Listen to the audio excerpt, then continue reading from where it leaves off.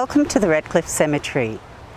I would like to respectfully acknowledge the Gubbi Gubbi and Undambi people and the traditional country on which this event is taking place, and the elders both past and present.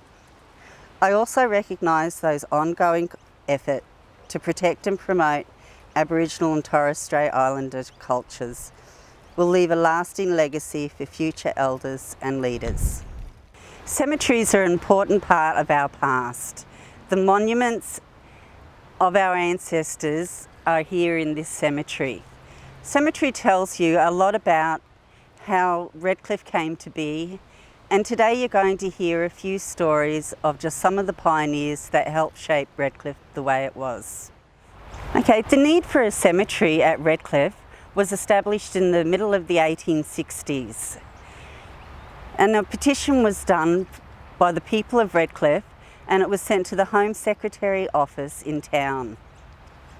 This area here of the whole cemetery that you can see was gazetted in 1874. Now these tall pencil pines you can see behind me here, they were actually planted in 1894. The gates, there was a gate up there, you can see up there was a gate. And there were also posts, they were painted at the same time. The gate was put there to stop animals from coming in. Undertakers at the time would have been locals. The cemetery register actually shows Thomas Copson and Mr. McGregor. Now Thomas was a trustee of the cemetery, and Mr. McGregor was a local builder who lived around here. And he would have been very good and helpful to Thomas because he could actually build the coffins for the graves. When it was a child, the father would usually make the child's coffin for him. And there is a few in here, a few babies, because back then the children did die of diseases and common things like that. And also getting a tooth pulled or some infection, because there weren't any antibiotics around at that time. Were they? Now the register of burials for the Redcliffe General Cemetery shows the first person buried was a boy, and his name was Edward Henry Pollard. He is buried in an unmarked grave, and back then there were a lot of unmarked graves, and the first two people actually buried here are in unsurveyed ground, which would be maybe over there where there's just some grass. We don't really know whereabouts they are buried, but they are registered in our burial book. Alexander and Katherine Campbell. Now this was the first registered burial. It was actually registered because they had laid out the plots where they were going to be, and so this was the first one. Now Katherine, she died first, and Alex Cameron, who was a blacksmith, he could have built these. It's possible that he built this fence around his wife's grave. We don't know for sure, but as he was a local and he was blacksmith, he could have. As you can see, it's an upright headstone, and it's got sandstone footing, which was common in those days. And there's lots of intricate carving. You can see the flowers, and it says, "Sacred memory of Katherine, the beloved wife of Alexander Cameron." Now she departed this life in 1884. Now Alexander purchased 54 acres on the peninsula, and he came from Scotland. They both came from Scotland. Now their land would have been over there. If you know the peninsula, it'll be around Duffield Road. And he went on to purchase a further 18 acres. Katherine, his wife, was actually a sister of John Grant Dean. Now here's another pioneer settler in Redcliffe.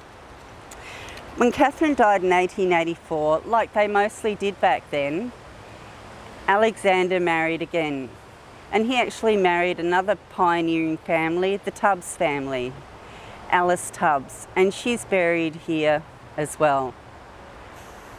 Now, the Tubbs family, if you know the area, there's Tubbs Street named after them.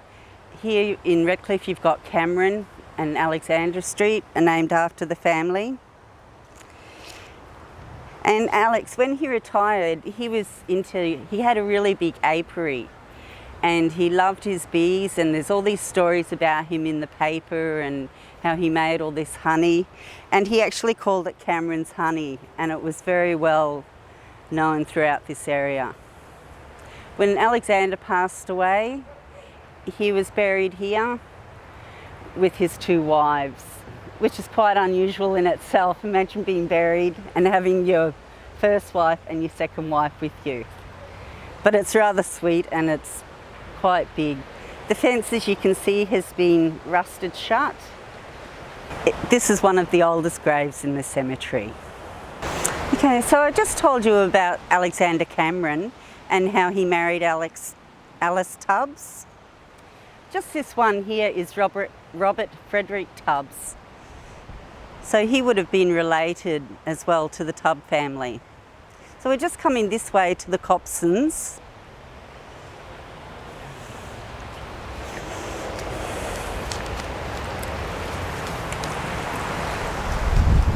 Thomas and Annie Copson are one of the really pioneers of this cemetery. When they arrived here Thomas arrived here, and Annie, his wife. Annie came from England originally, and she came over here to be a lady's maid. And she just worked over at Sandgate. And then what's interesting to note is that Katherine Cameron, who we just heard about her, Annie came and actually looked after Katherine on her deathbed. So there's a connection in every grave you look at. There's always a connection to someone else. Now, Thomas and Annie actually bought land along McDonald Road, which is that road over there, and they owned quite a few acres. It was over 251 acres they owned, and they were the keepers of this cemetery.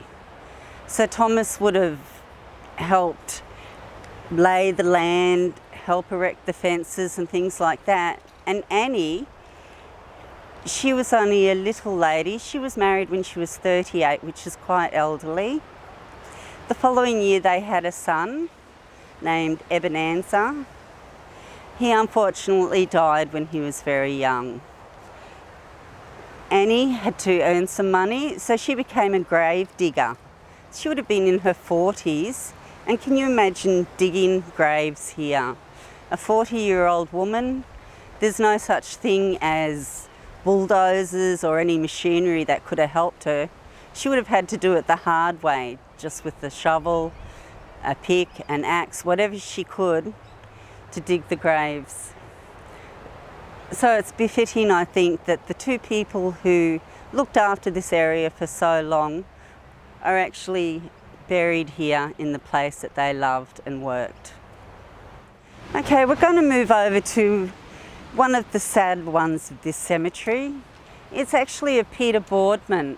Boardman Road is named after their family.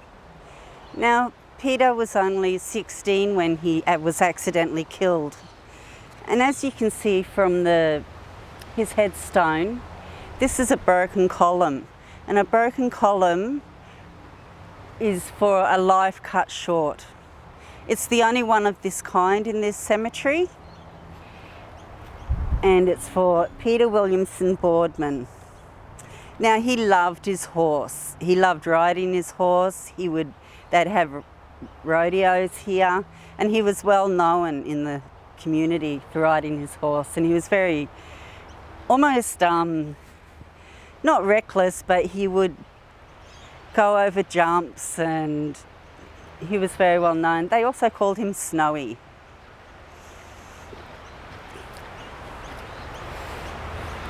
Now, in 1934, when he was only 16 years old, he was helping to corral horses on his father's property. And there was this one wild horse, and it was running towards a tree. So Peter galloped after it on his horse. Now, he didn't get to the other horse in time because he ran into the tree, but Peter actually stopped, and the horse that he was sitting on threw him. Okay, I'm going to take you over to the Corsh family grave now. On our way, you can see this here. This was another form of fence that was very popular at the time as well. Okay, so we're going to take you to the Corsh family grave. It's just about, there's not many that have the tiled seat there, but the tiles put on the cemetery plot, that was about the 1950s. It became quite common to do that rather than just have the concrete or the dirt. If you're looking at the headstone, you can see it's an open book headstone. There are spirals on either side, and these indicate eternal life. The clasped hands in the centre are framed on either side by a cluster of leaves. Often when two hands are clasped together, as you can see here, it can be a symbol for a last farewell, or for the living, it can be a hello to the heavens. Now, Corsh Street is named after the Corsh family, and here you can see Dorothea, the wife. You've got William, who's the husband. You've got Hedley, William Corsh, he was the son, and you've got Dorothea Corsh. Now, Dorothea Lillian Corsh, she actually died in 1936. They were all living at Redcliffe. She was working at the Redcliffe Hotel and she fell sick, ended up with septicemia, and she passed away. That's when they would have bought this plot. You've got Dorothy, the wife. Now, she was born in 1888 and she died when she was 85. Now, they were married in 1915 and they came to Redcliffe in the 1920s. William went into the butchering business and their son Hedley worked as a sawmiller. He also became a fisherman and had his own trawler. Now, when Hedley Corsh was 10 years old, he was on his way to school, walking along, and he saw a hole in the ground. And being a young 10-year-old boy, of course, he put his hand down the hole and he got bitten by a snake. He survived. He was very lucky to survive. But he was rushed to Dr. Roberts' surgery, which there was a surgery at the time, and he was treated and conveyed to Nylim Hospital, which was up at the Redcliffe Parade along the seafront. Now, Hedley went on and he married a Jean Offa in 1943. Together they had 3 children, and the 3 children, William, Elaine and Merle, all married in a triple wedding ceremony in 1964. And here we are at William Sparks's grave. William Sparks was one of the first settlers at Deception Bay. He was born in England and married Sarah Bishop about 1870. Now, William was a farmer over in Devon, but because of the economic depression, they, like a lot of other people, decided to immigrate to Australia. They came to Australia with their 2 children. Can you imagine hopping on a boat in England in 1874 with 2 little kids, and you're coming to a place, a land of unknown. You wouldn't know what to expect, what was going to be here. Just the journey over here would have been horrifying enough, but when you landed, there was just nothing here. But they were a strong family. They lived out at Deception Bay. The 2 kids would have had to walk to school, and the nearest school was at Humpybong. So that's up at Margate, where Humpybong School is. Now, William was instrumental in getting a school for Deception Bay. He was only 57 when he was tragically killed. Although reading his headstone, it sounds like he just went peacefully. It actually says on here, "Short was the call he had from above. Not a word to his loved ones could say. His eyes were closed in death like a babe in sleep, as he peacefully passed away." Now, that makes it sound like he went to sleep one night and didn't wake up, but he was actually lowering a house at Humpybong, and several of the stumps of the house had already been removed. A strong gust of wind came along and blew the house over on top of William, and he died. Why does this cemetery mean something to you? It's just so important. We can learn about the things, all about the history of Redcliffe, and just imagine coming here. And a lot of them came from overseas, from England. And we go on a trip today and we just think it's, jump in a plane and off we go. Whereas back then, they had to say goodbye to all their family, their friends, the life that they had. Quite often the women were pregnant when they came over here, and they would be put on this block of land that they had bought, and they would have had to do everything. They wouldn't have known anyone. Imagine all the snakes and the kangaroos. They wouldn't have seen the kangaroos. It just would have been such a hard life for them. And to keep their memory alive and how hard they worked, and they built up this beautiful place called Redcliffe now. So without the pioneers and listening to their stories and what they did with the land, there used to be a sugarcane farm. They grew sugarcane down at Clontarf. And you've got to think the only way over here was by boat, because there was no road to Redcliffe then. Anzac Avenue only came along after the war. There was a very bumpy dirt road, but it would take days to get here from Brisbane. So if you got sick in the early days, there weren't any doctors here. You had to get on a boat to go over to Sandgate and maybe get the train from Sandgate. So they had a hard life, and we need to remember the things they did. It's such fascinating stories. This one here is an office of the Australian War Graves. Now, during the commemoration of World War I, you could actually write to them and you could say there would have been nothing here at all at the time. And they would have contacted them, they would have come out, done the grave for them and done the headstone. You can see it's Croydon, and he was in World War II. But you can tell them by the sign there. So that was one of the really big projects that the Office of the Australian War Graves did. There's quite a number of them here.